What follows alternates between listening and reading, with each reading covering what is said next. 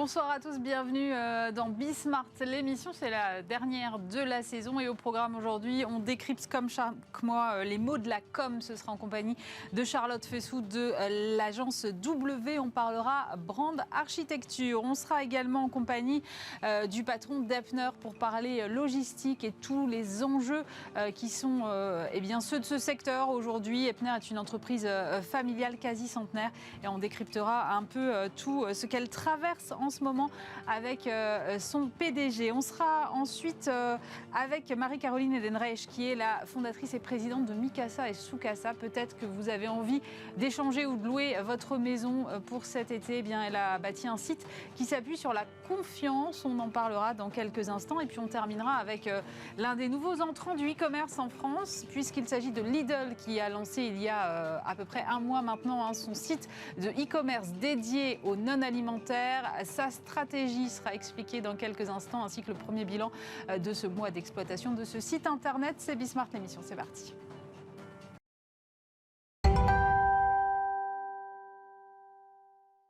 Et pour commencer cette émission, on renoue avec une chronique qui intervient tous les mois et que j'aime beaucoup, qui s'appelle Les mots de la com, grâce à Charlotte Fessou. Bonjour Charlotte. Bonjour Aurélie. Directrice générale adjointe en charge du développement et du marketing chez l'agence W. Alors Charlotte, pour cette chronique de veille de vacances, vous avez choisi un mot qui sent un peu bon l'été quand même et qui rime surtout avec tous ceux avec qui on a envie de passer nos vacances. Exactement. Aujourd'hui, on a choisi le mot brand architecture. Et quand on parle de brand architecture, on parle beaucoup de marque mère, de marque fille, de marque cousine. Et donc, ça fait penser aux vacances puisque vous allez passer beaucoup de temps avec votre famille cet été. Ouais. Alors, peut-être si on fait un petit peu d'histoire, le terme brand architecture a été créé dans les années 80, à une époque où les entreprises se sont beaucoup diversifiées. Donc, on crée beaucoup de marques, de nouvelles marques, mais aussi on fait beaucoup d'acquisitions. Et en fait, ce terme brand architecture, c'est la façon dont on peut ranger la maison, ranger la famille des différentes marques d'une entreprise. Mais si on reprend votre métaphore de la famille, alors qu'est-ce que ça donne concrètement, Charlotte ? Alors, comme dans une famille classique qu'on connaît tous, chaque membre finalement d'une architecture de marque a son propre caractère, son propre rôle et sa place dans la hiérarchie familiale. Et une architecture de marque qui est efficace, c'est quand chaque membre a sa propre personnalité, mais contribue à la réputation globale de la famille et donc s'organise et crée des liens les unes avec les autres de manière à pouvoir fédérer une image de marque la plus globale possible. Mais je crois qu'il n'y a pas de modèle parfait en termes d'architecture de marque, Charlotte. Il y a plusieurs options qui sont ainsi possibles. Exactement, c'est un peu comme dans toutes les familles. Finalement, il n'y a pas de famille parfaite. Par contre, il y a différents modèles auxquels on peut faire appel quand on travaille sur un sujet d'architecture de marque. Le premier, c'est ce qu'on appelle la umbrella brand, c'est-à-dire la marque ombrelle. Alors, un très bon exemple de marque ombrelle, c'est la marque Danone, qui a des marques très fortes comme Activia, Actimel et Evian, mais qui bénéficient de la notoriété de la marque Danone pour pouvoir créer de la notoriété et faire du business. Un autre exemple, c'est la branded house. On aime les mots anglais. C'est ce qu'on appelle la marque parapluie cette fois-ci. Et finalement, un bon exemple, c'est aussi la marque Virgin, qui a été créée donc par Richard Branson. Virgin, c'est beaucoup de marques. C'est des marques compagnies aériennes, de téléphonie mobile, d'hôtellerie. Mais toutes les marques finalement qui sont sur des expertises très différentes, des métiers très différents, ont le même nom, la même identité, la même personnalité de marque. Donc tout finalement est fédéré par la marque Virgin. D'accord. Et un troisième scénario, c'est ce qu'on appelle la house of brand, la marque autonome. Là, on peut prendre comme exemple plutôt la marque P&G, Procter & Gamble, qui a aussi des marques très fortes dans son portefeuille, Gillette, Pantene et Ariel, pour n'en citer que elle.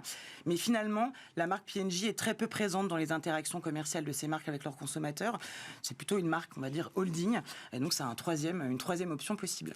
Mais au-delà de la schématisation de l'organisation des marques, pourquoi est-ce que c'est important pour les entreprises, Charlotte ? Alors, évidemment, ce qui est assez étonnant, c'est que brand architecture, on dirait que c'est quelque chose, quand on parle d'architecture, qui est solide et qui est figé. Pas du tout, au contraire, l'architecture de marque, ça doit accompagner la transformation et l'ambition business des entreprises. Alors déjà, quand on travaille bien sur l'architecture de marque, on arrive à faciliter pour le consommateur pour qu'il puisse naviguer au mieux entre les différentes offres d'une entreprise, donc favoriser le cross-selling. Un deuxième point, évidemment, c'est la création des synergies et des économies d'échelle. Lorsqu'on a un portefeuille de marque qui est bien organisé, on peut avoir des équipes marketing transversales, des équipes R&D transversales, donc on fait des économies en termes d'organisation. Et le troisième point, c'est qu'une architecture de marque, comme je le disais, ça doit pouvoir prévoir l'avenir, accompagner les transformations. Donc quand on pense une architecture de marque, on réfléchit aux futures acquisitions, aux futures diversifications, donc ça permet d'accélérer la transformation d'une entreprise. Finalement, une architecture de marque qui est mal pensée, ça peut avoir avoir un effet sur la valeur de marque, mais aussi entraîner une pression des prix. Donc on a intérêt à bien penser son architecture de marque. Mais si je me souviens bien, la dernière fois, vous m'avez expliqué qu'il y avait un lien entre brand architecture et l'employé value proposition, donc Exactement. le bien-être des collaborateurs. Exactement. Mais comme ça, de prime abord, j'ai un peu de mal à voir le lien. Est-ce que vous pouvez m'expliquer ? Alors oui, c'est assez étonnant, mais en même temps, une architecture de marque qui est bien pensée, ça permet de donner une image d'entreprise d'un employeur qui est plus sérieux, plus attractif. Pourquoi ? Parce que déjà, première chose, ça permet de créer une culture d'entreprise commune. Finalement, mieux c'est organisé, mieux on arrive à partager des valeurs et mieux on arrive à travailler une expérience collaborateur qui soit la plus vertueuse possible.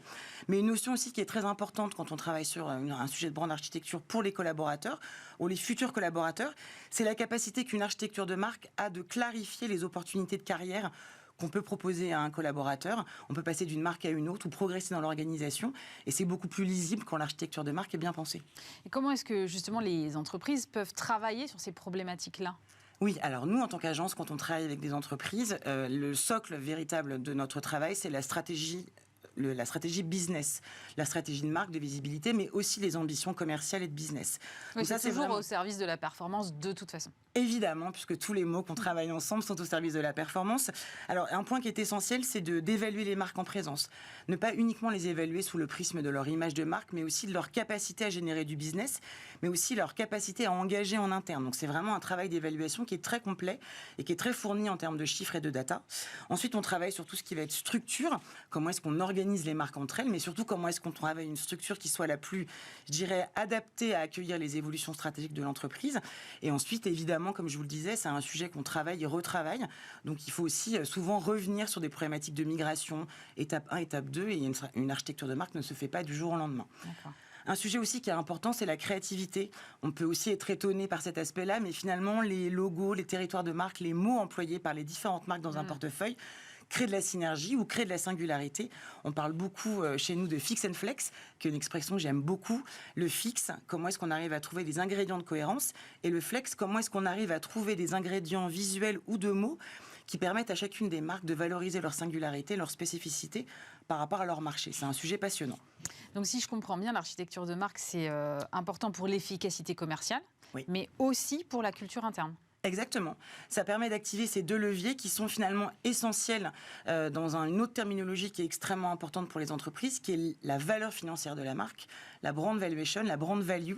Mais c'est peut-être un sujet qu'on verra dans une autre chronique. Merci beaucoup Charlotte Fessou, directrice générale adjointe en charge du développement et du marketing de W. Tout de suite, on va parler logistique dans un entretien enregistré il y a quelques semaines avec le patron d'Epner.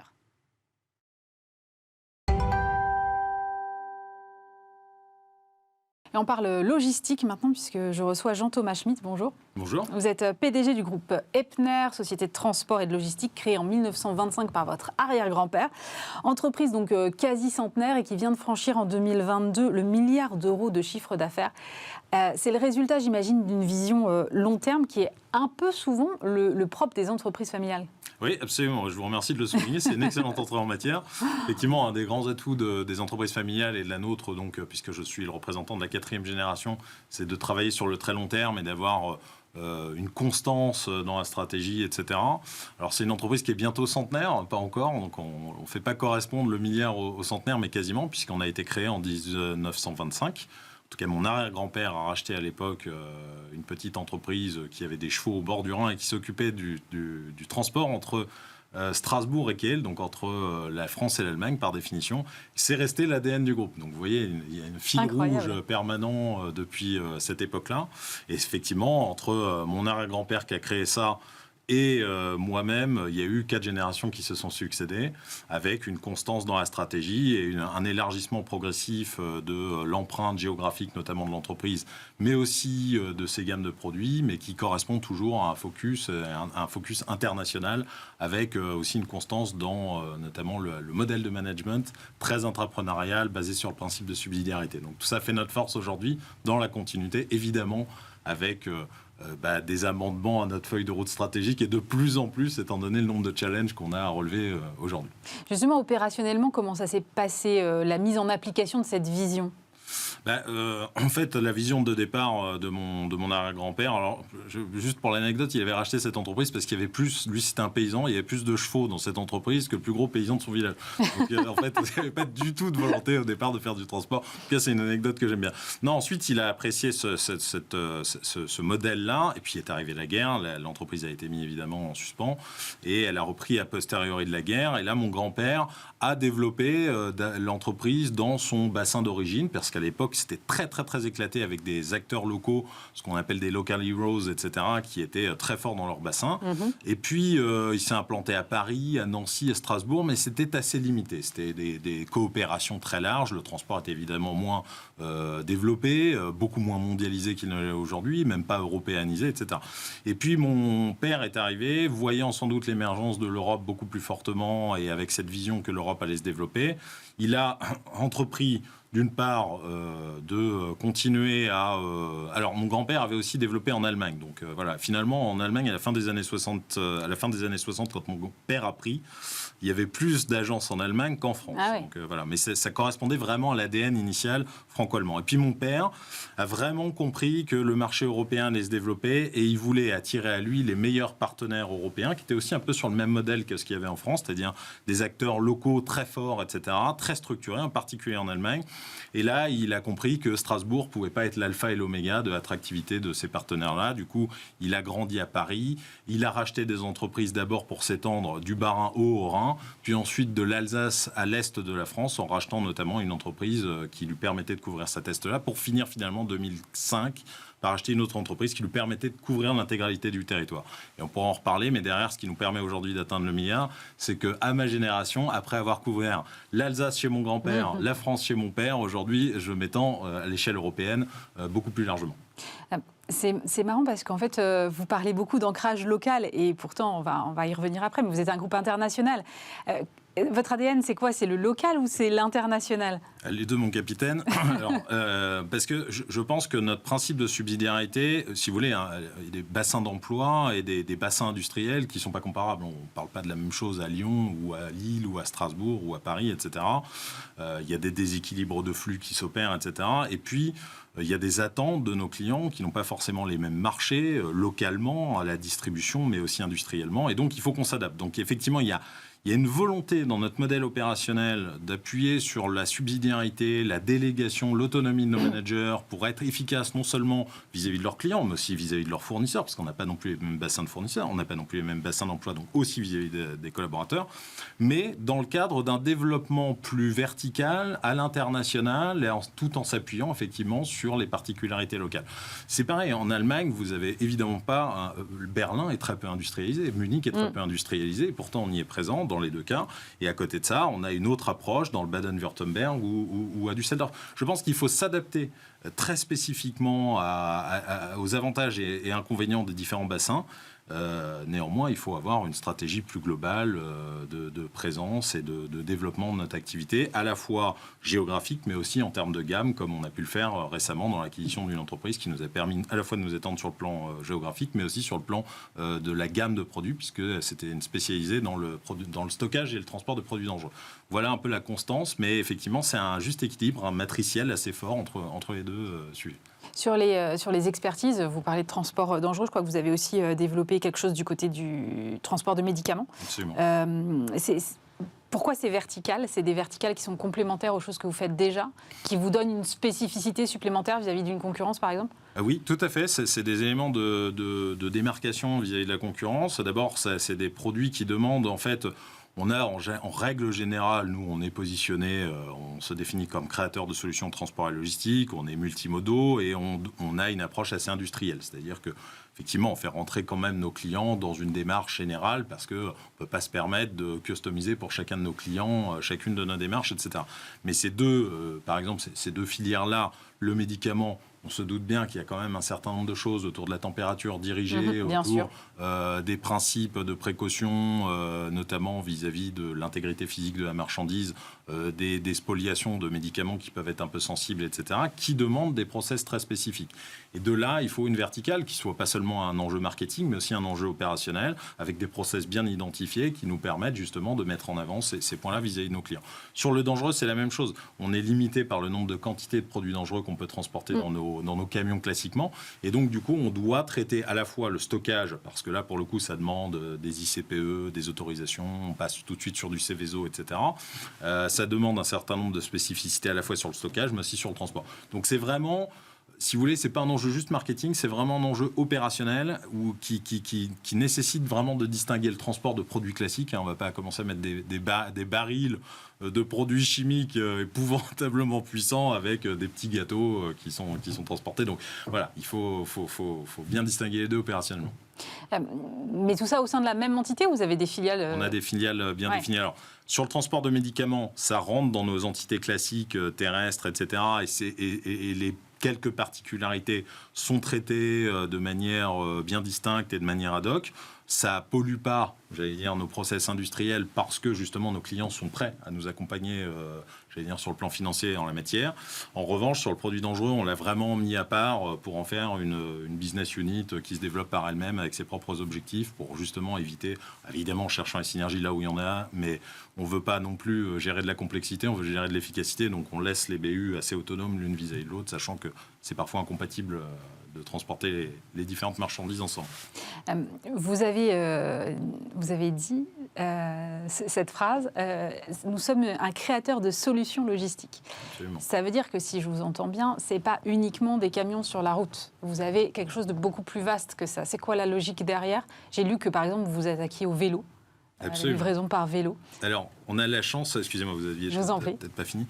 On a la chance d'être on a la particularité d'être un commissionnaire de transport. Alors, commissionnaire de transport pour le profane, c'est quelqu'un qui a très peu de moyens propres, qui est vraiment asset light, mais qui trouve des solutions pour ses clients en s'appuyant sur des sous-traitants divers et variés. À titre d'exemple, pour les émissions de gaz à effet de serre, 97% de mes émissions de gaz à effet de serre sont en scope 3. C'est-à-dire que moi, j'ai très peu de camions à moi. C'est-à-dire que ce n'est pas vous, mais c'est vos fournisseurs. C'est nos sous-traitants. Et ce qui d'ailleurs pose un immense challenge pour les accompagner dans leur transition environnementale, mais on pourra y revenir sans doute. Mais ce que je voulais dire par là, c'est que moi, je dois répondre aux clients non pas à une demande de transport bien identifiée, avec un moyen identifié, etc., mais bien à une notion de rapport qualité-prix, à une notion de délai, à une notion environnementale. Parfois, on dégrade nos délais et nos prix pour répondre à des attentes environnementales de nos clients, etc. Nous, on procède par tout type de transport, de la barge, du rail, de l'air, de l'aérien, du maritime, du terrestre, etc., même si essentiellement c'est terrestre, mais toujours en s'appuyant sur des compagnies aériennes, sur des compagnies maritimes, sur des compagnies ferroviaires, sur des transporteurs bien identifiés, qui sont des partenaires sous-traitants, avec lesquels on travaille pour répondre aux attentes de nos clients. Voilà. Justement, sur les sous-traitants, j'ai l'impression, moi, que l'écosystème de la logistique en France est assez éclaté, avec pas mal dans les territoires d'entreprises familiales, souvent de taille plus ou moins grande ou plus ou moins réduite. Est-ce que vous voyez un mouvement de concentration qui, à un moment, pourrait faire en sorte qu'on a des plus grosses compagnies de transport au niveau national, même s'il en existe quelques-unes ? Alors, chez les commissionnaires de transport, ça a déjà eu lieu, d'ailleurs déjà au début des années 2020, avec le rachat de beaucoup d'entreprises françaises, notamment par des grands groupes, je dirais Deutsche Bahn, avec évidemment la Schenker qui avait racheté Joyau à l'époque, etc. Enfin, il y en a plusieurs comme ça. Et ça s'était déjà assez concentré en réalité. Aujourd'hui, il y a assez peu d'acteurs parce qu'il faut une taille critique pour couvrir le marché national si vous voulez être suffisamment pertinent pour vos clients. En revanche, sur le marché des transporteurs, c'est beaucoup d'acteurs locaux, d'entreprises familiales, etc., qui sont souvent performantes, mais qui se retrouvent devant un mur d'investissement colossal devant eux, avec une forêt d'épées de Damoclès en termes de transition environnementale. Elles ont acheté des camions. Il y a une lisibilité en termes de technologie qui est quand même assez réduite. Donc pour eux, c'est quand même assez compliqué de rester agile dans la matière, parce qu'une fois qu'ils ont le camion, ils l'ont. Vous avez tous les investissements informatiques embarqués pour leurs chauffeurs. Vous avez à l'intérieur pour donner de l'information à des gens comme nous ou à leurs propres clients. Sur la traçabilité des colis. Sur la traçabilité, etc. Absolument. Et puis vous avez une recherche. On manque de 50 000 chauffeurs en France.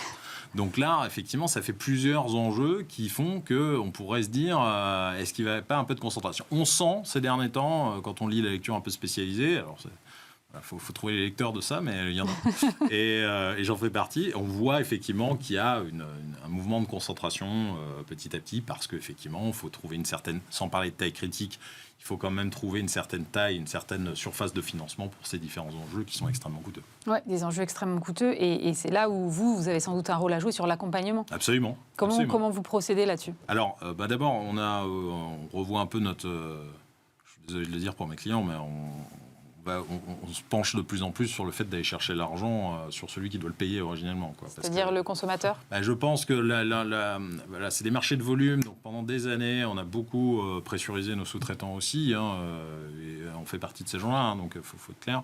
En revanche, je pense que depuis maintenant 5, 6, 7 ans, les commissionnaires, en règle générale, Epner, ce que j'en connais en particulier, on fait beaucoup plus attention à ça, à offrir notamment d'abord des prix qui permettent à nos meilleurs sous-traitants de vivre, etc., en s'engageant sur du marquage de véhicules, par exemple, etc. Et aujourd'hui, dans le cadre spécifique de la transition environnementale, on offre un package à nos sous-traitants qui leur permettent d'une part de disposer de contrats plus longs, pour pouvoir aller voir eux-mêmes leurs banquiers, alors que d'habitude, on était vraiment sur des contrats très courts. Et en fait, sur des contrats qui n'étaient pas des contrats, qui étaient... chaque envoi étant un contrat dans notre métier, en réalité, il y avait un délai de dénonciation un peu long selon votre antériorité avec le sous-traitant, mais il n'y avait pas de contrat. Là, on leur offre un peu de visibilité en la matière, puis surtout, on leur permet d'avoir accès à nos propres conditions d'achat, etc. Donc, nous-mêmes, on a fait en sorte de pouvoir, pour les sous-traitants qu'on a sélectionnés, qui ont le plus envie, etc., on leur a donné, sans doute, à la fois en termes de prix, à la fois en termes de visibilité et à la fois en termes de conditions d'achat, un package qui leur permet d'essayer de relever le challenge. Mais attention, ça reste quand même difficile. Pour nous, ça l'est. Pour eux, ça l'est aussi. J'ai vu que dans votre ADN... c'était l'esprit d'entreprise qui finalement était mis vraiment tout en haut de la liste et dans votre raison d'être, je crois. Comment est-ce que vous encouragez ça ? Parce que l'esprit d'entreprise, c'est très vague, finalement. C'est très vague, effectivement. Et je pense qu'en fait, pourquoi on a créé cette raison d'être ? D'abord parce que, moi je rappelle toujours, on vient de franchir le milliard, mais en 2018, on faisait 715. Je crois qu'en 2015, on était autour de 500 millions. L'entreprise était à l'époque dans 2 pays. Aujourd'hui, elle est internationale. À l'époque, moi, j'étais directeur des opérations, directeur général France, etc. Aujourd'hui, on a recréé aussi une structure de management intermédiaire avec des gens qui viennent d'horizons différents pour enrichir l'entreprise, etc., ce qui se passe très bien. Mais d'un autre côté, j'avais besoin de sanctuariser ce qui avait toujours fait sa force, c'est-à-dire effectivement cet esprit d'intrapreneuriat, cet esprit d'entreprise, de prise de responsabilité, d'initiative, etc. Et j'ai eu peur à un moment de m'en séparer. Du coup, on a demandé à l'ensemble de notre base, donc on a plus de 1200 collaborateurs qui ont répondu, on a une trentaine de sous-traitants qui ont répondu, plusieurs clients également, etc., à des parties prenantes, évidemment, avec une majorité de collaborateurs qui ont répondu en disant « l'esprit d'entreprise nous caractérise et c'est ce qu'on veut être et c'est ce qu'on veut rester ». Donc on l'a intégré dans nos statuts. Aujourd'hui, ça vit plutôt bien, mais c'est en fait, ça marche beaucoup sur l'existant et sur ce que les collaborateurs en font. Et je pense que si on veut être plus efficace, il faudra sans doute qu'on aille... Je ne sais pas si on est assez mature pour aller vers l'entreprise à mission, je l'espère, mais il faudra sans doute qu'on aille vers une mesure de ça. En fait, ce que je voulais dire pour répondre à votre question, c'est que nous, on le favorise localement à travers de nombreuses initiatives. D'une part, l'intrapreneuriat en nous-mêmes, vraiment le principe de management de l'entreprise est quelque chose de très très fort, mais bon voilà, c'est indescriptible pour l'externe. En revanche, derrière, nos collaborations avec les écoles, l'université, les alternants, on a plus de 120 alternants qui sont transformés à plus de 50% chaque année. On travaille avec un écosystème colossal de sous-traitants qu'on aide justement, comme dans le cadre du package de la transition environnementale. On travaille avec les politiques locaux, etc. On s'adapte à un écosystème local qui est en fait, qui doit permettre à l'ensemble des parties prenantes de se sentir suffisamment autonomes pour pouvoir entreprendre à nos côtés ou même indépendamment et parfois en finançant des projets internes à l'entreprise, chez des collaborateurs, etc. Merci beaucoup pour votre éclairage, Jean-Thomas Smith. Je rappelle que vous êtes le PDG du groupe Epner.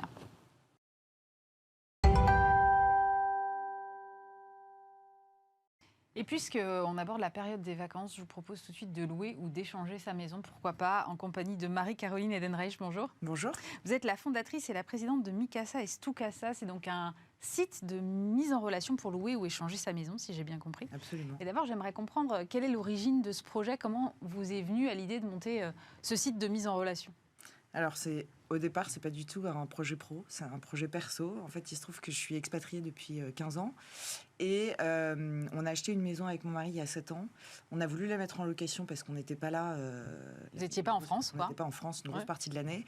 Et on s'est rendu compte qu'on n'avait vraiment pas confiance dans les acteurs existants, que c'était quand même notre petite maison de famille, qu'on avait envie de ne pas faire rentrer n'importe qui dedans. Et donc, j'ai commencé juste par créer un groupe Facebook fermé dans lequel j'ai invité mes amis pour inviter leurs amis. Et puis, en fait, ça a pris de l'ampleur. Très, très vite, on s'est retrouvé 5 000, 10 000, 20 000. Et là, je me suis dit que j'étais peut-être pas la seule à constater ce problème de confiance dans les locations. Et donc, j'ai créé Mikasa et Stucasa en tant que site professionnel à ce moment-là. Non, mais en fait, c'est très, très vrai ce que vous dites. Enfin, moi, personnellement, je sais que on me pousse régulièrement à louer ma maison et en fait je le fais ou à l'échanger et je ne le fais pas parce que j'ai pas envie que n'importe qui vienne. Enfin, c'est très intime une maison, ses pièces, ses meubles, les choses qu'on a choisies et c'est vrai que passer le cap est un peu compliqué et c'est à ça que vous voulez répondre en fait. Exactement. C'est en fait moi je veux ouvrir les volets des maisons fermées. Typiquement moi quand je l'ai fait, j'avais ma maison qui avait été fermée pendant plusieurs mois. Je me suis retrouvée avec des souris dans ma maison. Je me suis quand même dit c'est vraiment dommage de laisser cette maison fermée, de me retrouver moi avec des souris. Donc en fait c'est aussi des maisons qui vivent beaucoup plus, des maisons qui sont mieux entretenues. Et puis faut pas se mentir, c'est quand même aussi un petit complément de revenu qui est pas négligeable quand on veut refaire sa toiture, refaire une peinture, etc. Donc moi, mon but, c'est de dire aux gens qui ont peur, justement, comme moi, de louer leur maison, allez-y, on va y arriver et on peut faire ça sereinement. Quelle est la différence avec les autres acteurs du secteur? Parce qu'effectivement, les locations de maisons, ça existe déjà, que ce soit Airbnb ou Abritel ou Home Exchange ou autre. Nous, la différence, c'est qu'il faut rentrer par cooptation. On ne peut pas rentrer si on n'a pas quelqu'un déjà dans le groupe qui nous parraine. Donc, il faut un par un. L'idée, c'est pas du tout de faire de l'entre-soi, mais c'est juste d'avoir un garant de confiance. Et puis, il faut... en fait, nous, on contrôle les identités, on contrôle les paiements, etc. Donc, il y a vraiment ce cercle de confiance. On n'a pas pour vocation à être 1 million, 2 millions. L'idée, c'est quand même de rester dans un groupe où nous, on peut surveiller que c'est pas des fausses maisons, c'est pas des gens qui vont justement venir ravager votre maison. Donc voilà, nous, on a vraiment un positionnement maison de vacances. On fait très peu de location, mais d'ailleurs pas de location de biens qui ont été achetés exprès pour la location. On fait pas du tout ça, des appartes sans âme, qui sont là vraiment que pour être loués. Encore une fois, notre vraie valeur ajoutée, c'est ce côté maison de famille. On est chez les gens, on se sent bien, on part en vacances, on a l'impression d'être chez soi, quoi.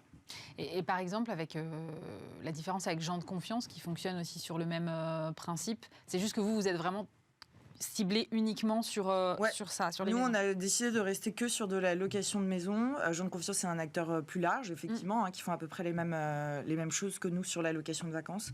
Après, eux, ils ont décidé d'étendre leur offre à beaucoup d'autres choses. Et puis nous, c'est vrai qu'on a des maisons un peu plus haut de gamme. Pourquoi j'allais vous demander, vous avez des critères ou quelque chose ? On n'a pas de critères, on n'a jamais refusé une seule maison. C'est vraiment une croissance organique, donc c'est vraiment du bouche à oreille. Et nous, on a une génération de propriétaires qui souvent est un peu plus âgés que nous, qui sont des gens justement qui ont attendu d'avoir 60 ans pour mettre en location leur maison. Donc on a souvent des grosses maisons de famille en fait. Donc c'est super pour partir en tribu, entre copains, entre cousins, voilà. Donc c'est vraiment un peu notre spécialité. Mais vous dites que vous avez fait c'est de la croissance organique, vous n'avez jamais fait ni de publicité ni rien ? Non, on a fait tout petit peu de communication, mais non, le truc s'est fait vraiment de bouche à oreille. C'est la magie de Mikasa. Et vous êtes aujourd'hui à combien là sur la communauté ? Alors aujourd'hui, on est 45 000 membres et on a 3 000 maisons. Et vous fixez une limite, parce que vous disiez qu'il ne faut pas évidemment être 1 million, 2 millions et plus pouvoir vraiment avoir ce lien de confiance. Ouais, en fait, on veut vraiment pas perdre notre ADN et ce lien de confiance et aussi la convivialité que ça engendre, tout ça. On aimerait bien arriver à 100 000, mais surtout, pour le développement, on aimerait bien réussir à faire la même chose en Espagne, en Italie, en Grèce. Voilà, on pense que le développement, il peut se faire aussi à l'étranger. On va pas s'arrêter de grandir, hein, c'est pas l'idée, c'est pas s'arrêter de grandir, mais c'est vraiment continuer à contrôler, renforcer le contrôle, parce qu'il y a trop d'histoires qui se passent mal et que c'est l'enfer quand on retrouve sa maison complètement ravagée après un passage de locataire. Donc non, nous, on veut rester tranquille, serein et voilà, grandir petit à petit. Ça veut dire qu'aujourd'hui, vous êtes concentré sur des biens qui sont en France ? Alors, on a 85% de biens qui sont en France, 15% à l'étranger, un peu partout, parce que ça va de l'Espagne à la Thaïlande, en passant par les États-Unis, voilà. Donc, on a un peu des biens partout, mais effectivement, avec 85% en France. Et puis, c'est vrai qu'on pousse pas mal les gens à voyager responsable, en fait, et ça va aussi avec nos valeurs. Et donc, par exemple, je reviens d'Auvergne, c'est une région incroyable à découvrir. Voilà, pourquoi aller si loin quand, en fait, il y a des choses si jolies en France. C'est quoi le business model? Alors, j'imagine que c'est assez classique, vous prenez des commissions, ce genre de choses? Alors, on vient de changer de business model, donc la question est intéressante. On a changé en février. Jusqu'à présent, on proposait des options de visibilité aux propriétaires qui payaient pour mettre en avant leur maison et qui devaient payer pour mettre leur maison sur le site. On a changé de fonctionnement, tout simplement parce qu'on ne voulait pas que les propriétaires aient à payer sans savoir s'ils allaient louer ou pas leur maison. On est effectivement passé à la commission. On offre en plus maintenant une assurance très haut de gamme qui vient encore renforcer cet aspect de sérénité et de confiance, qui est une des meilleures assurances sur le marché, qu'on a essayé de rendre le moins cher possible, mais bon, ça fait partie du jeu. Donc aujourd'hui, on se rémunère sur des commissions sur les locations. Vous pourriez envisager, vous parlez de l'assurance, mais de développer d'autres services que vous pourriez proposer aux membres qui louent leur maison? À vrai dire, on avait développé pas mal de partenariats avec des conciergeries, avec des locations de linge, de vélos, etc. On s'est rendu compte, on a dû changer, on a dû pivoter. On s'est rendu compte que c'est pas ce que les gens venaient chercher chez nous. Et en fait, les services qu'on proposait, c'est des services qu'on réserve quelques jours, quelques semaines à peine avant de partir en vacances, alors que nous, on est bien en amont. Les gens, ils réservent en fait plusieurs mois en avance leur maison. Et donc, ils ont un peu oublié de passer par Mikasa pour les trucs de dernière minute. Pour les trucs de dernière minute. Ouais. Donc, on a essayé, ça n'a pas marché. C'est la vie d'une start-up. Il faut faire des essais pour trouver le bon business model. Finalement, a priori, c'est la commission qui fonctionne. Donc, vous avez initialement, vous le racontez très bien, fait cette démarche parce que vous étiez expat et que vous aviez besoin, quand vous retourniez en France ou par exemple de trouver un autre lieu si votre maison était louée ou de mettre en location votre maison quand vous étiez ailleurs. Il y a combien d'expats qui ont les mêmes problématiques que vous, qui sont sur le site aujourd'hui? Alors, il y a pas mal d'expats parce qu'en plus, c'est mon réseau. Après 6 pays et 14 ans d'expats, je commence à en connaître un peu. Mais c'est pas du tout un site dédié aux expats. C'est pas du tout le but. Encore une fois, c'est super. Il y en a plein parce qu'il y en a plein qui sont comme moi dans cette situation à se dire vraiment, je veux pas laisser ma maison fermée 9 mois de l'année. On doit avoir à peu près 3000, je pense, expats sur les 45 000 membres. Ah oui, oui, c'est quand même pas mal. Mais surtout, ce qui est sympa, c'est que ça nous ouvre des maisons aussi à l'étranger. Donc, ça nous permet d'aller chercher justement ces maisons en Italie, à New York, etc. Donc, c'est assez sympa. C'est des échanges de gens qui habitent à New York, qui reviennent en France pour les vacances et qui vont laisser leur appart à New York en échange. Donc, c'est sympa aussi. En termes de communauté, comment est-ce que la communauté interagit entre elles? Est-ce que c'est des choses que vous poussez? Ou est-ce que pas du tout, finalement, vous laissez ça entre chacun? Nous, on a créé une messagerie interne pour que les gens puissent se parler. On encourage les gens à se parler le plus longtemps possible avant d'acter la location, dans le sens où je pense qu'il vaut mieux tout dire plutôt que d'être déçu. Donc, s'il y a un escalier un peu pentu dans votre maison, il vaut mieux le dire s'il y a des petits-enfants ou au contraire des personnes âgées. Donc, on les encourage à parler énormément entre eux. L'idée, c'est aussi que ça soit convivial, qu'on soit content de recevoir les locataires chez soi, que quand les locataires arrivent, ils se disent je vais faire attention à cette maison parce que la propriétaire était hyper sympa, ils nous ont laissé leur vélo, etc. Donc c'est ce truc de convivialité qui rend aussi possible la confiance. Moi, je pense que la confiance, elle passe intégralement par l'échange, en fait. Donc oui, on les encourage à fond à se parler, c'est quand même le but. Quelles sont vos perspectives de développement? Et nos perspectives de développement, c'est donc quand même d'attendre ces 100 000 membres. Et puis effectivement, on aimerait bien que ça fasse des petits à l'étranger. C'est vraiment notre but. On se dit que si ce modèle-là existe et fonctionne ici, qu'on arrive à le faire déjà dans les pays proches. Mais surtout, on a envie de montrer qu'il y a un modèle différent, qui est plus fondé sur des vraies relations humaines, etc. Le côté très froid de la location, où on arrive dans des endroits très blancs, très épurés, et où on n'a jamais parlé avec le propriétaire. On veut juste montrer qu'il y a un autre modèle plus humain qui existe. Et voilà. Donc on espère pouvoir continuer à garder notre ADN et nos valeurs, quoi. Vous êtes, on l'avait dit, expatrié donc les 3/4 de l'année, si ce n'est plus. Comment on entreprend quand on est...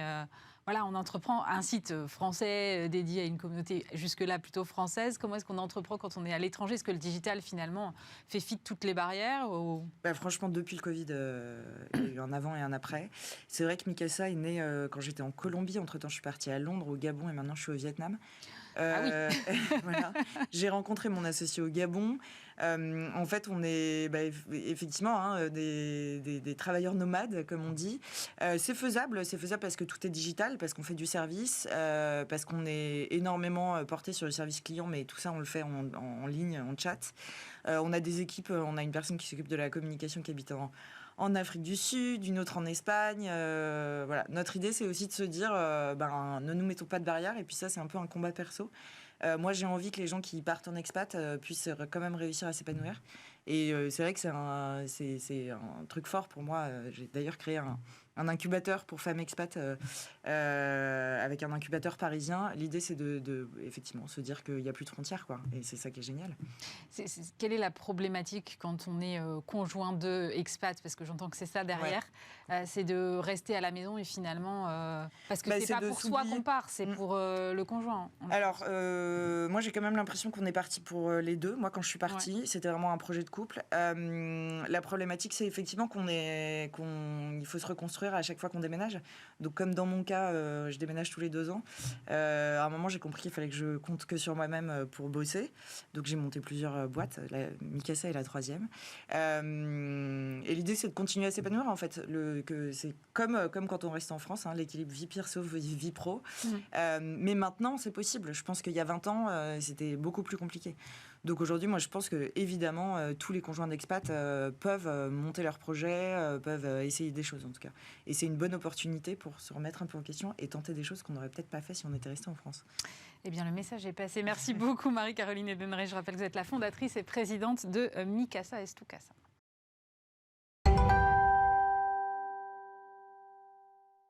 On va parler e-commerce, puisque j'ai la chance de recevoir Arnaud Girard. Bonjour. Bonjour. Vous êtes responsable e-commerce chez Lidl France. Lidl qui a lancé le 1er juin une offre non alimentaire en e-commerce. Alors d'abord, je voudrais qu'on repose peut-être un peu la genèse du truc, parce qu'en fait, pour moi, c'était évident, mais je ne m'étais jamais posé la question, la preuve, que Lidl était omnicanal. Et en fait, non. Mais est-ce que pour autant, Lidl était complètement absent du e-commerce ? Complètement absent. Non. D'accord. Et je vais peut-être plus rentrer en détail sur la genèse effectivement de ce projet. Projet de longue date, puisque tout ça s'inscrit dans une démarche qui a démarré en 2012. 2012, où nous avons souhaité évoluer sur toute la stratégie de l'entreprise France, de Lidl France, en commençant par l'assortiment, le parc supermarché, nos plateformes, l'accompagnement des équipes, dont l'objectif était une montée en gamme. D'accord. Le premier volet digital est apparu en 2017 avec le lancement de Lidl Voyage. Puis 2018, Lidl 20, donc 2 sites dédiés. Non mais attendez, mais je ne savais pas moi que Lidl était sur le voyage. Vous pouvez voyager grâce à Lidl aujourd'hui. Ah bon ? Plateforme sur laquelle on redistribue tout un ensemble de produits avec des offres hebdomadaires, mais aussi un catalogue sur lequel vous pouvez choisir vos vacances encore là de last minute pour cet été par exemple. D'accord. Donc depuis 2017, effectivement. Donc 2 piliers, les vins et le voyage. Les vins et le voyage. Alors les vins s'inscrivent aussi dans cette logique d'assortiment, puisque on a quand même cette réputation aussi autour des foires au vin chez Lidl depuis maintenant pas mal d'années. Il y a un vrai savoir-faire avec des collègues qui nous accompagnent et des vrais spécialistes du domaine. Et donc le vin était aussi pour nous un moyen de lier le volet assortiment, culture française, et un deuxième pas dans le digital. Est arrivé ensuite, donc en 2021, notre programme de fidélité, Lidl Plus, dont les travaux ont démarré assez rapidement, dès 2019. D'accord. 2019, on réfléchit fidélité, on réfléchit base client, digitalisation de nos supermarchés, plus directement, et donc omnicanalité. Et très rapidement, finalement, c'est engager le travail autour du projet du Line Shop. Le Line Shop qui est donc réservé aux non-alimentaires. Pourquoi ce choix ? Alors, le non-alimentaire, c'est déjà par historique pour nous un sujet qui fait aussi partie de notre culture. Ces rendez-vous hebdomadaires qu'on a su créer avec le client le lundi et le jeudi. Donc on avait évidemment une certaine, non pas assurance, mais peut-être rassurance dans le projet de dire on va parler de nos produits non alimentaires. Qu'est-ce qui se passe le lundi et le jeudi pour ceux qui ne sont pas familiers ? Eh bien, je vous invite à venir le découvrir dans nos supermarchés. Vous voyez, le lundi et le jeudi, nous avons systématiquement la mise en vente en supermarché de nos produits du catalogue et donc des rendez-vous de produits exclusifs dont on fait varier les thèmes systématiquement. Et donc, les fameux robots de cuisine, ce genre de choses qu'on voit passer régulièrement. Par exemple, okay. Toute la collection Lidl, etc., etc. Et donc là, le non-alimentaire sur le e-commerce, c'est marrant, j'entends bien que la réflexion, elle date d'il y a longtemps, mais finalement, vous arrivez à un moment où le e-commerce semble ralentir un peu. En tout cas, les derniers chiffres du cabinet e-marketer disent, voilà, on est sur un ralentissement de la hausse. Ça vous inspire quoi ? Alors, un ralentissement de la hausse. Un ralentissement de la croissance. Mais il y a toujours une croissance. Il y a toujours une croissance. 7,8. Eh bien, pour nous, n'étant pas présents sur un volet aussi global pour le non-alimentaire chez nous, je dirais qu'on a de toute façon tout intérêt à venir se positionner sur ce marché parce que ce site est constitué aujourd'hui essentiellement à 85% de produits de marques de distributeurs. Donc des produits qui nous appartiennent, dont on maîtrise la commercialisation. Et donc il est assez évident qu'on peut nous créer de nouveaux événements sur ces produits-là. On est encore en décalage par rapport à des mastodontes du e-commerce aujourd'hui. On est un tout petit acteur, on démarre. Et donc je dirais, je regarde avec un peu de recul ce ralentissement de la croissance, parce qu'on est encore très très loin des années d'expérience que peuvent avoir certains concurrents. Donc ça n'est pas effrayant. Par contre, ça doit nous alerter sur la bonne stratégie à adopter pour le client aujourd'hui. Qu'est-ce qu'il recherche ? Qu'est-ce qu'il ne recherche plus ? Et pouvoir être assez flexible sur les mois prochains. Oui. Parlons-en alors de la stratégie. Qu'est-ce qu'il recherche aujourd'hui, le client ? Alors le client recherche, en supermarché en tout cas, très régulièrement, le prix, une image prix, un produit promotionnel sur non alimentaire sur lequel il est certain, et nous sommes certains, de lui proposer le bon produit au bon moment et au meilleur prix. Pour le non alimentaire, on va avoir quand même plusieurs aspects. Le premier va être de créer un événement, parce qu'on est dans le digital, et il y a quand même besoin de pouvoir créer des rendez-vous pour générer une certaine fréquence et un certain trafic. Mais je dirais que ce ne sera qu'une partie de notre activité en ligne. Le principal, pour moi, vecteur de croissance sur le site va être davantage le permanent, c'est-à-dire l'ensemble des produits que l'on peut retrouver sur le site quasiment tout au long de l'année, avec une ambition à moyen terme de se dire finalement le client doit pouvoir trouver toute l'année de quoi s'équiper au domicile, dans son jardin, dans son garage, sans avoir à se poser la question de est-ce que je vais pouvoir tout trouver chez Lidl ? La réponse qu'on souhaitera apporter sera oui. Donc ce volet permanent qui constitue, je l'espère, je dirais la source de trafic la plus importante demain sur le site. C'est quoi le challenge là-dessus ? C'est la logistique, les stocks ? Alors, tout. Je dirais, quand on a lancé le projet, le premier challenge, c'était l'assortiment. Parce qu'il faut quand même ne pas créer chez le client justement une certaine confusion entre l'offre supermarché, qui n'est pas forcément la même que l'offre sur le site. D'accord. Donc ça, c'est déjà le premier challenge, comment bien expliquer les choix que l'on peut faire. Et le deuxième volet qui est primordial, parce que c'est ce qui va véhiculer l'image même du site auprès des clients, c'est la logistique. La logistique, on va dire, de départ, de préparation, de conditionnement, mais également du dernier kilomètre, puisque c'est réellement l'image que l'on véhicule jusqu'au client et l'expérience qu'il peut en tirer. Donc, gros challenge. Vous disiez, les produits en magasin ne sont pas forcément identiques à ceux du site. Qu'est-ce qui justifie une différence ? C'est quoi ? C'est qu'il y a plus de possibilités sur le digital qu'en stock en magasin ? Alors, c'est évidemment une des motivations de départ. On a un concept de supermarché dont les plus grands aujourd'hui vont jusqu'à 2000 m², ce qui ne permet évidemment pas d'avoir en permanence un assortiment suffisamment large. Et l'objectif principal d'avoir une plateforme en ligne et de pouvoir avoir un rayonnage extrêmement large et de proposer tout un ensemble de produits qui ne seront jamais commercialisés en magasin. Donc on a ce premier volet-là, on va dire la complémentarité de l'offre et la diversité de l'offre, mais c'est également l'occasion pour dire à nos clients, peut-être que le produit qu'ils recherchaient il y a 3 semaines n'est plus disponible en supermarché, retrouvez-le chez nous en ligne et vous pouvez toujours le commander. Donc 2 aspects, on va dire une prolongation de ce qu'il se passe en supermarché en termes de durée de vie du produit, et le deuxième volet, pour moi très intéressant, qui est l'élargissement de la gamme sur plein de thématiques où nous ne sommes pas encore présents aujourd'hui. Par exemple ? Eh bien, on a vendu des spas, des piscines, on vend du mobilier de jardin, je veux dire, sans aucune contrainte de stockage en supermarché. On va retrouver tout un équipement, cuisine, salle de bain, durant l'été. En textile également, c'est l'occasion de diversifier encore davantage les produits, les âges, les compositions, enfin, de s'essayer à plein d'univers qui aujourd'hui nous étaient encore bloquants en supermarché de par notre superficie. Vous êtes, je pense, cité régulièrement parmi les marques préférées, des enseignes préférées des Français. Donc, quand on lance un site comme ça, j'imagine que ça peut générer une forte attente de la part du client, du consommateur. Comment on fait face à ça ? Comment on anticipe un boom des demandes dès le premier jour ou quasi ? Parce que c'est une potentialité.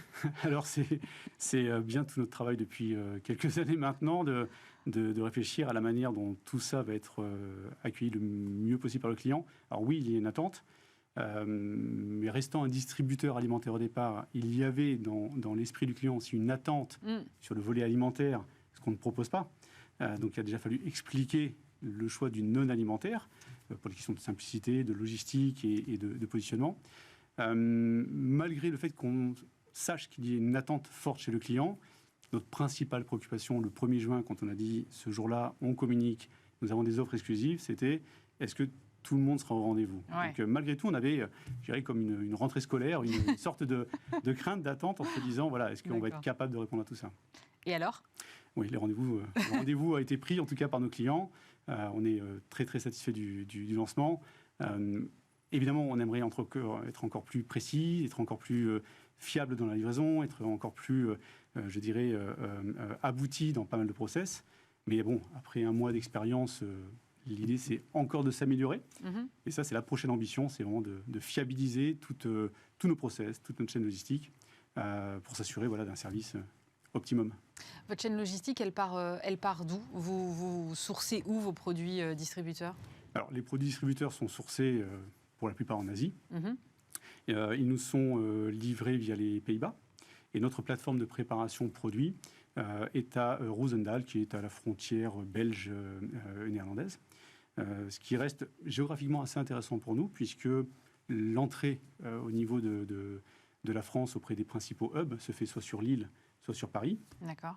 Donc logistiquement, c'est tout à fait cohérent. Le point d'entrée Rotterdam, Roosendaal, puis Paris ensuite pour les différents prestataires.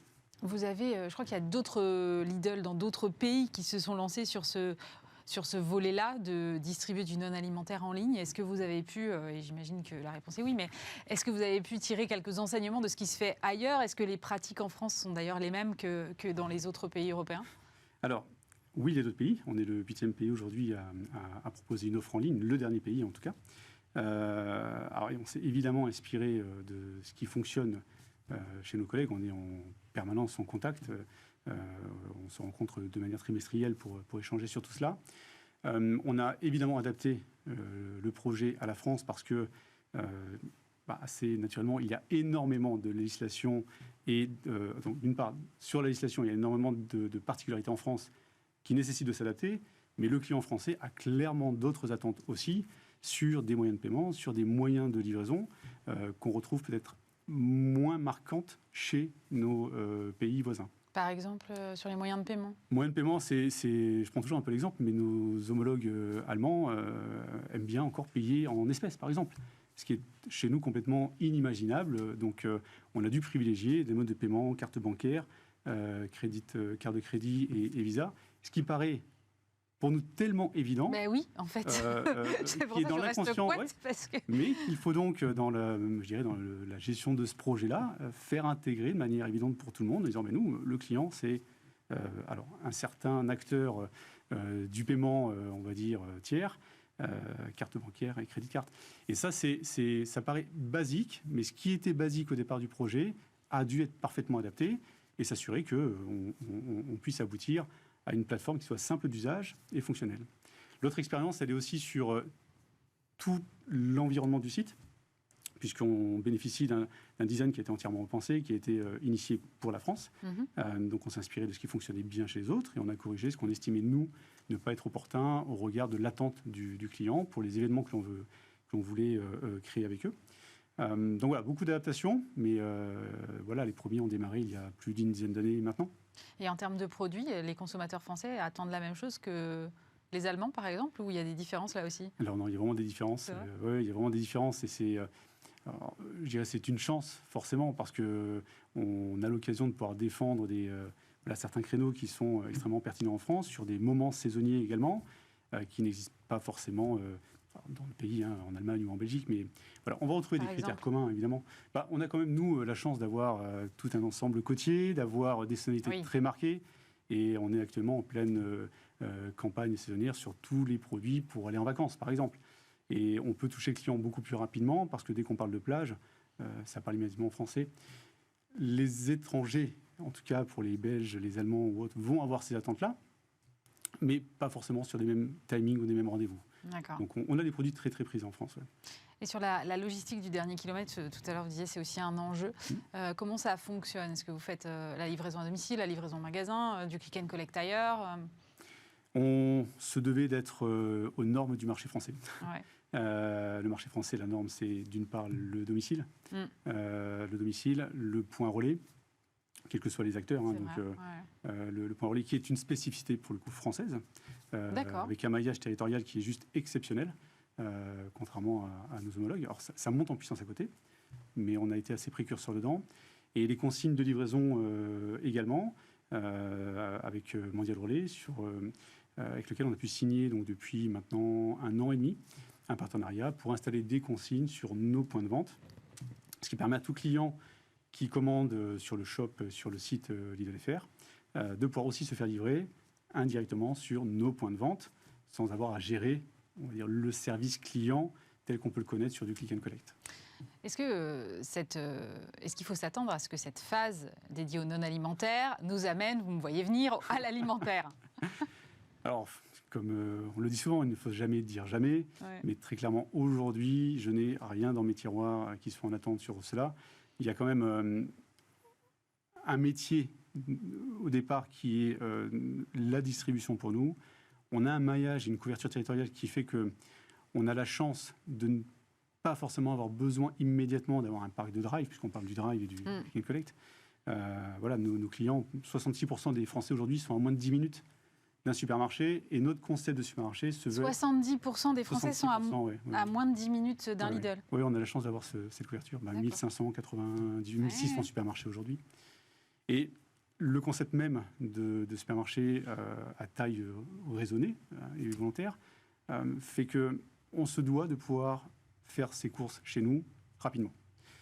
Alors c'est très théorique tout ça, évidemment, mais on souhaite plutôt s'améliorer sur cette partie-là et rester dans ce concept-là, plutôt qu'imaginer tout un circuit parallèle à travers des drives ou de la livraison à domicile, dont la logistique est compliquée, dont les coûts sont compliqués, dont le marché est déjà aussi très bien instauré, avec des réelles attentes très fortes chez les Français. Donc si un jour on devait y aller, on devrait être simplement parfait dans ce mode de livraison, puisqu'il y a des réelles attentes. Ça veut dire que vous avez un peu raté le coche ou... Non, ça veut dire qu'on y a évidemment réfléchi. Comme tout, on observe ce qui se passe chez les autres, on regarde ce qui fonctionne bien chez les autres. Mais notre préoccupation aujourd'hui est tout simplement déjà de dire à nos clients, continuez à venir chez nous. Nous avons des points de vente qui évoluent en permanence, notre parc évolue, il fait bon faire ses courses chez Lidl aujourd'hui, et on souhaite vraiment continuer sur ce créneau avant de se sentir, je dirais, dans l'obligation de devoir investir sur un nouveau relais de croissance. Donc, continuons notre croissance sur notre parc actuel, développons le non-alimentaire parce qu'on sait que là, on a encore des niches de croissance et des relais. Et voilà, pour la suite, rien n'est écrit, pour le coup, et donc rien n'est en projet. Et sur les ambitions, parce que vous disiez, on fait face quand même à des gens qui sont déjà très établis sur le e-commerce et parfois des mastodontes.